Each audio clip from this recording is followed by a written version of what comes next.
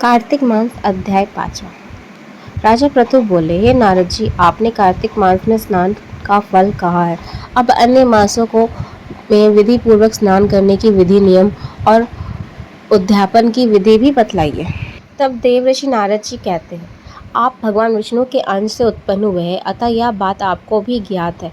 फिर भी आपके इच्छित विद्वान बतलाता हूँ। अश्विन माह में शुक्ल पक्ष की एकादशी कार्तिक व्रत करने चाहिए।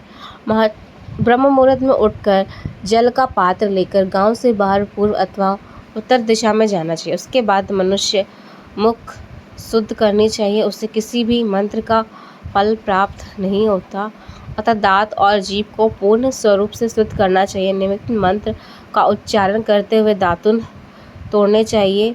हे वनस्पति, आप मुझे आयु, कीर्ति, तेज, प्रज्ञा, पशु संपत्ति, महाज्ञान, बुद्धि और विद्या प्रदान करें।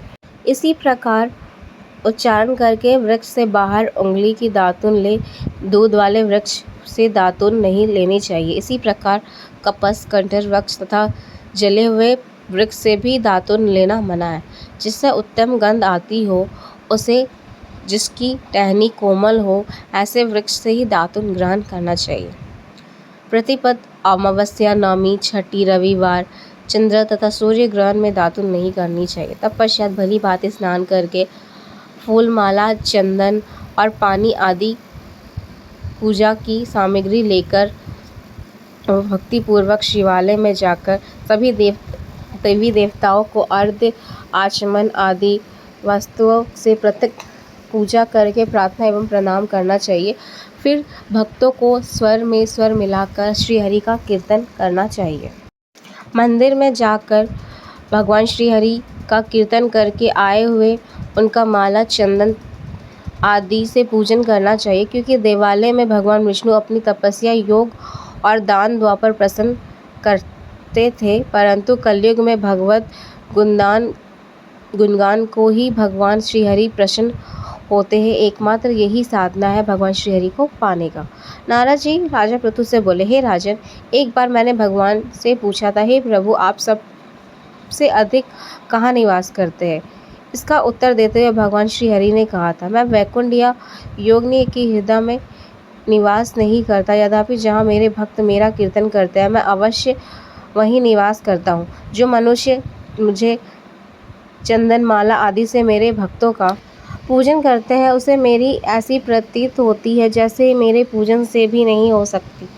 नारद जी ने फिर कहा, ऋषिकेश, धूरत, गिरिराज, चोमली, केसर, कटहल के फूलों व चावल से भगवान विष्णु की पूजा नहीं करनी चाहिए। अड़हल, गंध, गरीश, जूही, मलती और केवड़े के पुष्प से भगवान शंकर की पूजा नहीं करनी चाहिए। जिन देवताओं की पूजा में जो फूल निषेध है, उन्हें उसकी पूजा नहीं करनी चाहिए। पूजा समाप्त के बाद भगवान से क्षमा प्रार्थना करनी चाहिए।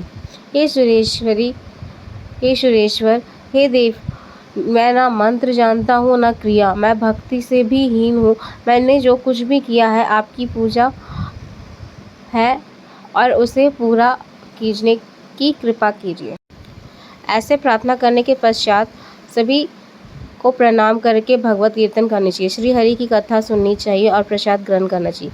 जो मनुष्य अप्रोक्त विधि के अनुसार कार्तिक का व्रत का अनुष्ठान करता है, वह जगत में सभी सुखों को भोग करता है और अंत में मुक्ति प्राप्त करता है। इसी के साथ कार्तिक महात्म्य कथा अध्याय 5वां पूर्ण हुआ। राधे राधे।